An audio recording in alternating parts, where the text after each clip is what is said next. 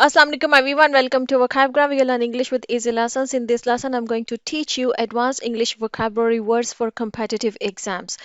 These advanced English vocabulary words are also useful for those who are not preparing for any competitive exams because these words will help you to build your vocabulary bank.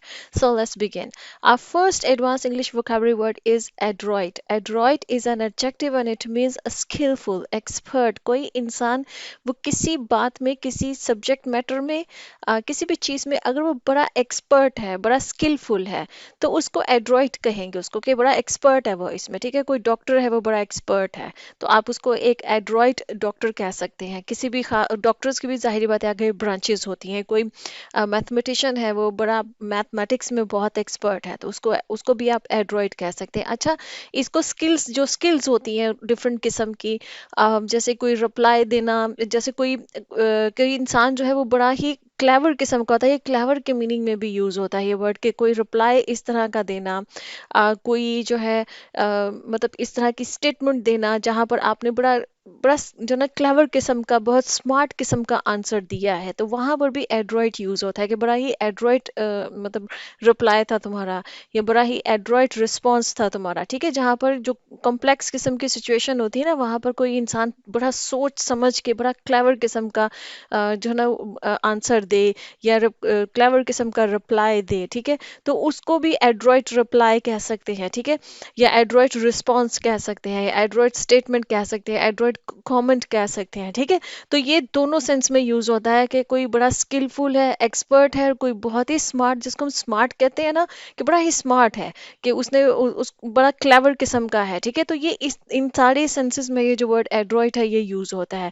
जैसे कि मैंने इसके जो दो sentences बनाए कि Ali is an Adroit businessman. ठीक है, बिजनेसमैन जो है मतलब बिजनेस रन करने के लिए यू नीड एक्यूमेन। ठीक है, कि आपके पास बिजनेस एक्यूमेन होना चाहिए। एक्यूमेन क्या है कि उसका नॉलेज होना चाहिए, इन डेप्थ नॉलेज होना चाहिए, आप राइट डिसीजंस ले सकें। तो अगर किसी इंसान के अंदर ये कैपेबिलिटी है कि वो बिजनेस रन कर सकता है, उसको बिजनेस की बड़ा इन डेप्थ नॉलेज है, अंडरस्टैंडिंग है उसको, और वो राइट सिचुएशन में राइट डिसीजन ले सकता है, बिजनेस को आगे बढ़ाना जानता है कि कैसे करना, तो वो बहुत एड्रॉइट है। ठीक है, एड्रॉइट बिजनेसमैन है, एक्सपर्ट है वो इस चीज़ में, उसको मालूम है, स्किलफुल है वो इस चीज़ में। ठीक है, इसी तरह से she is Adroit in solving complex problems. कोई भी कॉम्प्लेक्स किस्म की प्रॉब्लम्स होती हैं, वो किसी भी फील्ड की हो सकती हैं, मैथ्स की हो सकती हैं, कॉम्प्लेक्स प्रॉब्लम्स है, और वो बड़ी एड्रॉइट है उसको सॉल्व करने में। ठीक है, बड़ी स्किलफुल है, बड़ी एक्सपर्ट है उसको सॉल्व करने में। ठीक है जी। अच्छा, नेक्स्ट हमारे पास है वह है जी मेलाड्रॉइट। अब इसको आप, एड्रॉइट मैंने आपको बताया, उसको समझ लीजिए कि कोई एक्सपर्ट है। एक्सपर्ट से आप जो है ना वो उस वर्ड को याद कर लीजिए। अब ये जो मेलाड्रॉइट है, इसको आप उसका ऑपोजिट समझ लीजिए। ठीक है, को एड्रॉइट है तो वो बहुत एक्सपर्ट है, तो जो मेलाड्रॉइट होगा वो एक्सपर्ट नहीं होगा। ठीक है, वो बहुत ही जो है ना वो क्लमजी किस्म का इंसान है, हैंडल सिचुएशंस बैडली। ठीक है, कोई इंसान जो कि जाहिर बात है, अगर कोई बहुत स्किलफुल है, बहुत क्लेवर है, तो वो सिचुएशंस को अच्छे तरीके से जो है ना वो हैंडल कर सकते हैं। जैसे मैंने आपको पहले बताया कि कोई किसी सिचुएशन, कोई कॉम्प्लेक्स किस्म की सिचुएशन है, किसी ने आपसे बड़ा ट्रिकी किस्म का क्वेश्चन पूछ लिया है, तो आपने उसका बड़ा ही स्मार्ट आंसर दिया है, तो आप वो आंसर आपका एड्रॉइट है, यू आर बीइंग एड्रॉइट। ठीक है, लेकिन अगर कोई इंसान है उसको सिचुएशन हैंडल करना नहीं आई, उसने ठीक सिचुएशन हैंडल नहीं की, ठीक है, तो वो इंसान जो ना वो मेलाड्रॉइट है। ठीक है, कि वो बड़ा क्लमजी किस्म का है। क्लमजी भी ऐसा ही इंसान होता है जो कि जो इधर गिरता पड़ता है, चीज़ों को बिखेर देता है, चीज़ों को ठीक नहीं रख। क्लमजी इंसान इस तरह का होता है जो बड़ा, जो ऑर्गेनाइज्ड नहीं होता है। जो इंसान ऑर्गेनाइज ना हो उसको क्लमजी कहते हैं। तो किसी सिचुएशन में कोई इंसान जो है ना वो ऑर्गेनाइज नहीं है, उसको समझ नहीं है कि मैंने सिचुएशन को हैंडल कैसे करना है, तो वो क्लमजी हो गया और वो मेलाड्रॉइट भी हो गया। मतलब एक्सपर्ट नहीं है, उसके अंदर स्किल्स नहीं है, वो स्मार्ट नहीं है, इंटेलिजेंट नहीं है। ठीक है जी, तो वो मेलाड्रॉइट है। जैसे कि सेंटेंस है, you handle the situation in a maladroit way, कि तुमने सिचुएशन बहुत ही खराब तरीके से जो ना वो हैंडल की है। वो ऑफिस की सिचुएशन हो सकती है, वो घरेलू जिंदगी की सिचुएशन हो सकती है, दो फ्रेंड्स के दरमियान में सिचुएशन हो सकती है। ठीक है, वो कोई भी सिचुएशन हो सकती है। अगर किसी इंसान ने अच्छे तरीके से उसको हैंडल नहीं किया है, स्मार्ट वे में हैंडल नहीं किया है, तो उसने मेलाड्रॉइट वे में हैंडल किया है उसको। ठीक है जी। नेक्स्ट हमारे पास वर्ड है वो है जी assertive. Assertive is an adjective and it means confident, forceful. कोई भी इंसान जो बहुत कॉन्फिडेंस है, उसके अंदर बड़ा कॉन्फिडेंस है, ठीक है, वो कॉन्फिडेंट किस्म का इंसान है, और फोर्सफुल है। फोर्सफुल से मुराद ये है कि जो चीज़ उस इंसान को चाहिए ना, वो उस चीज़ को हासिल करके छोड़ता है। आप देखिएगा कि ऐसे लोग होते हैं जिन जो उनको मालूम होता है कि हमें ज़िंदगी में क्या चाहिए, और वो उसको फिर बड़ा फोर्सफुली दूसरों तक कन्वे भी करते हैं कि भाई ये मेरी डिमांड्स हैं, अगर मेरे साथ चलना है तो ऐसे चलना है, ठीक है। तो इस तरह के लोग बहुत असर्टिव किस्म के होते हैं। जो सेल्समैन होते हैं वो भी असर्टिव होते हैं। अगर सेल्समैन असर्टिव ना हो तो वो सेल्स नहीं कर सकते हैं, ठीक है। तो वो कॉन्फिडेंट होते हैं, और उनको जो चीज़ उनको चाहिए, अब सेल्समैन को क्या चाहिए होती है, उसको सेल चाहिए होती है, तो वो सेल हर सूरत में हासिल कर लेते हैं, ठीक है। उनको पता होता है कि मैंने ये चीज़ बेचनी कैसे है, ठीक है, कि अगला इंसान जो मेरे पास आया है ना, वो ये चीज़ खरीद कर जाए। तो वो असर्टिव होते हैं। सेल्समैन की इसलिए एग्जांपल आपको दे रही कि उससे आपको ये असर्टिव वर्ड जो है ना वो जहन में, मतलब जहन नशीन करना जो है ना वो ईजी हो जाएगा, ठीक है। उस एग्जाम्पल को जहन में रखिएगा। तो जो कॉन्फिडेंट होते हैं और जो जिंदगी में उनको चाहिए होता है, वो दूसरों से फोर्सफुली उस चीज को हासिल कर लेते हैं। उन्हें दूसरों को इस तरह से हैंडल करना आता है कि वो उस चीज को हासिल कर सके। तो इस टाइप के जो लोग होते हैं इनको आप असर्टिव कहते हैं। तो इसका सेंटेंस भी मैंने उसी हिसाब से बनाया है कि we need someone assertive for this job.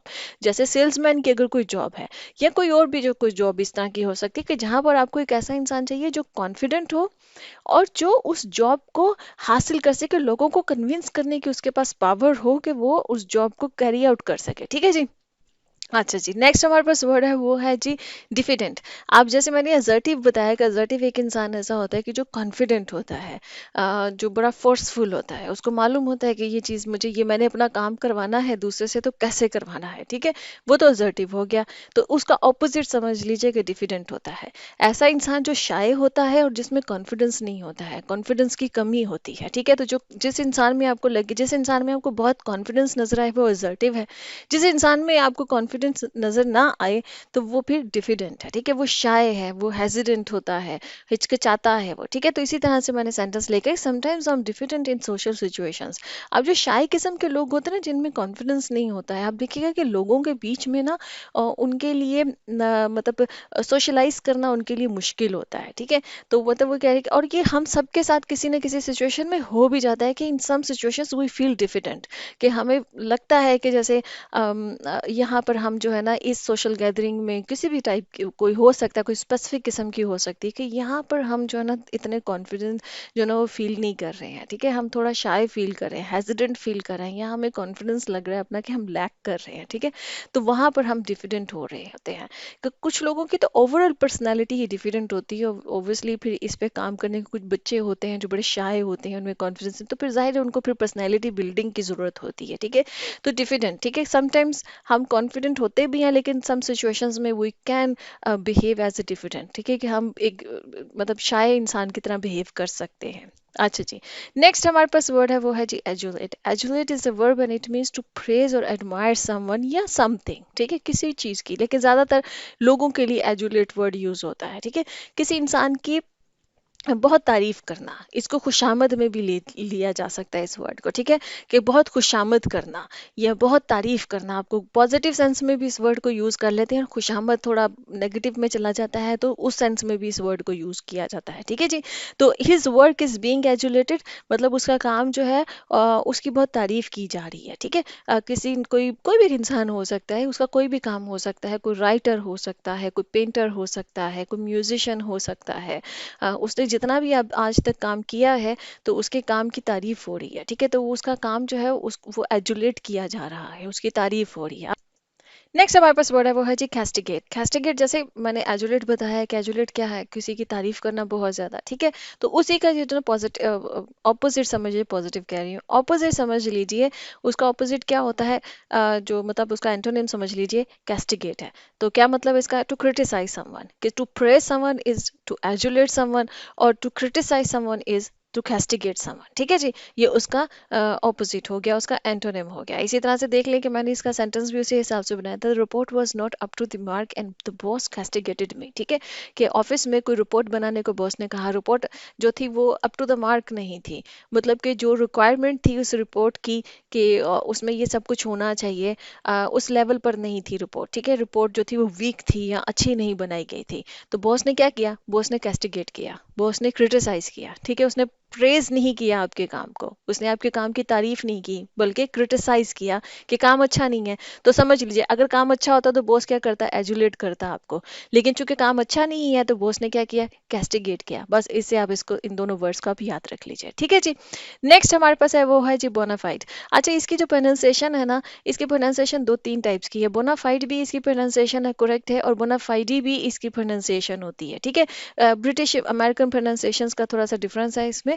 तो बोनाफाइड का जो, बोनाफाइड भी करेक्ट है इसकी प्रोनाउंसिएशन, बोनाफाइडी भी होता है, कुछ लोग उस तरह से भी प्रोनाउंस करते हैं, ठीक है। तो इस बोनाफाइड भी एडजेक्टिव है, और इसका मतलब होता है कोई भी चीज जो जेन्युइन है, रियल है, ऑथेंटिक है, ठीक है, बिल्कुल ठीक है, बिल्कुल जेन्युइन है, रियल है, उसमें किसी किस्म की कोई भी गड़बड़ नहीं है, तो वो चीज़ जो है ना वो बोनाफाइड है, ठीक है। वो चीज़ करेक्ट है, रियल है, ऑथेंटिक है, जेन्युइन है, ठीक है जी। जैसे कि this charitable organization is bona fide, you can donate here, ठीक है। क्योंकि कुछ चैरिटेबल जो ऑर्गेनाइजेशंस होती हैं या कॉजेज होते हैं, अक्सर वहाँ पर मतलब कि डिसेप्शन होता है, लोग पैसा खा जाते हैं, ठीक है, वो इतनी मतलब जेन्युइन नहीं होती है। अगर आपने कहीं पर रिसर्च किया और कोई आपको जो भी चैरिटी की कोई भी कॉज आपके सामने आई और आपने रिसर्च किया और आपको नजर आया कि नहीं नहीं, ये जो ऑर्गेनाइजेशन है ना, जो भी ये चैरिटी वगैरह कर रहे हैं, जो भी ये काम कर रहे हैं, जिस भी कॉज पे ये काम कर रहे हैं, ये ऑथेंटिक है, जेन्युइन है, ये रियल में काम कर रहे हैं, रियल में वो पैसा जो है उस कॉज पे जो है वो लग रहा है, किसी किस्म की इसमें डिसेप्शन नहीं है, तो इसका मतलब है कि वो ऑर्गेनाइजेशन जो है वो बोनाफाइड कह लें या बोनाफाइडी कह लें, ठीक है। या बोनाफिडे भी इसकी एक प्रोनाउंसिएशन है, तो इसके दो तीन प्रोनाउंसिएशन हैं इस वर्ड की, ठीक है जी। तो ये बोनाफाइड है, ठीक है जी। अब यहाँ से इसी का ऑपोजिट समझ लीजिए, मेलाफाइड, ठीक है। इसी तरह से जैसे बोनाफाइड की मैंने आपको बताया ना दो तीन प्रोनाउंसिएशन है, ऐसे मेलाफाइड की भी दो तीन है, मेलाफाइड या मेलाफाइडी, ऐसा करके जो ना इसकी मतलब के प्रोनाउंसिएशन है, ठीक है। अच्छा, ये बोनाफाइड का मेलाफाइड जो है वो उसका ऑपोजिट है। क्या? जैसे मैंने बोनाफाइड का बताया कि कोई चीज़ जेन्युइन है, ऑथेंटिक है, तो वो बोनाफाइड है। और कोई चीज़ फॉल्स है, इलीगल है, जेन्युइन नहीं है, अनरियल है, मतलब उसमें डिसेप्शन है, उसमें किसी किस्म का कोई धोखा है, उसमें कोई टेम्परिंग हुई है, जैसे कोई डॉक्यूमेंट्स होते हैं वो मेलाफाइड होते हैं। मेलाफाइड का मतलब ये कि वो इलीगल है, या वो गलत डॉक्यूमेंट्स हैं, वो रियल डॉक्यूमेंट्स नहीं है, ऑथेंटिक डॉक्यूमेंट्स नहीं है, ठीक है। तो दीज डॉक्यूमेंट्स आर मेलाफाइड, मतलब कि ये डॉक्यूमेंट्स जो है वो रियल नहीं है, मेलाफाइड है, इनकी टेम्परिंग की गई है, यहाँ यहाँ इनको मतलब के मतलब तैयार ही पूरे ही डॉक्यूमेंट्स जो है वो फॉल्स है, इलीगल है, रियल नहीं है, जेन्युइन नहीं है, ठीक है जी। अच्छा जी, नेक्स्ट है जी एक्सीड। एक्सीड जो है ये वर्ब है, और इसका मतलब ये होता है टू अग्री समवंस डिमांड और रिक्वेस्ट। किसी के साथ किसी की कोई डिमांड है, कोई रिक्वेस्ट आपके सामने है, आपने उसको कबूल कर लिया, उसकी डिमांड्स को, ठीक है जी, आपको दे देंगे ये चीज़, ठीक है। तो आपने एक्सीड किया है उसकी डिमांड्स, ठीक है। जैसे कि I doubt that authorities will exceed to our demands, ठीक है, कि मुझे मतलब शक है कि अथॉरिटीज़ हमारी जो डिमांड्स है, किसी ऑर्गेनाइजेशन की अथॉरिटीज़ हो सकती हैं, किसी भी जगह की, ठीक है, या कोई हम अब गवर्नमेंट अथॉरिटीज़ हो सकती हैं, कि वो हमारी डिमांड्स जो है ना वो उससे राज़ी हो जाएंगे, वो मान जाएंगे हमें देने के लिए, ठीक है, तो वो एक्सीड कर जाएंगे आपकी आपकी डिमांड को। अगर नहीं करते हैं तो वो रिनाउंस कर देंगे, इनकार कर देंगे, ऑपोजिट है उसका, एंटोनिम है उसका, ठीक है जी। जैसे कि to give up a claim, rank और टाइटल। गिव अप का मतलब ये है रिनाउंस कर देना, मतलब आपने छोड़ दिया कोई क्लेम, कोई क्लेम है आपकी, किसी की रिक्वेस्ट है, उसी से समझ लीजिए। देखिए, एक्सीड होता है किसी की रिक्वेस्ट को मान लेना, किसी की डिमांड को मान लेना, ठीक है। और रिनाउंस होता है आपने अपना कोई क्लेम है, आपका अपना कोई रैंक है, आपका अपना कोई टाइटल है, आपने उसको छोड़ दिया, उसको गिव अप कर दिया, आपने कहा मुझे नहीं चाहिए, ठीक है। एक्सीड हमेशा याद रख लीजिएगा, दूसरे की डिमांड्स को आप मानते हैं। रिनाउंस जब आप करते हैं तो आप अपना ही कोई कोई डिमांड होती है, अपनी ही कोई बात होती है, जिससे आप पीछे हट जाते हैं, आप गिव अप कर देते हैं, ठीक है। अपना कोई क्लेम होता है, कुछ भी होता है, तो आपने रिनाउंस कर दिया है। जैसे कि I want my ex husband to renounce his claim to this property, ठीक है। जब डिवोर्स वगैरह होती है ना, तो अक्सर प्रॉपर्टीज पे झगड़ा वगैरह होता है कि ये प्रॉपर्टी मेरी है और वो प्रॉपर्टी तुम्हारी है। तो कोई वाइफ कह सकती है कि मैं ये चाहती हूँ कि मेरे जो एक्स हस्बैंड है ना, वो रेनाउंस कर दे, मतलब कि वो खुद ही जो है ना वो गिव अप कर दे इस प्रॉपर्टी का जो क्लेम है, ताकि ये प्रॉपर्टी मुझे मिल जाए। ठीक है, वो खुद ही पीछे हट जाए इस प्रॉपर्टी के क्लेम से। ठीक है जी। ओके जी फ्रेंड्स, यहाँ पे लेसन खत्म होता है। आई होप कि ये लेसन इंटरेस्टिंग था आपके लिए, आपने कुछ नया सीखा है। बताइएगा मुझे कमेंट सेक्शंस में। Nice you, Allah Hafiz.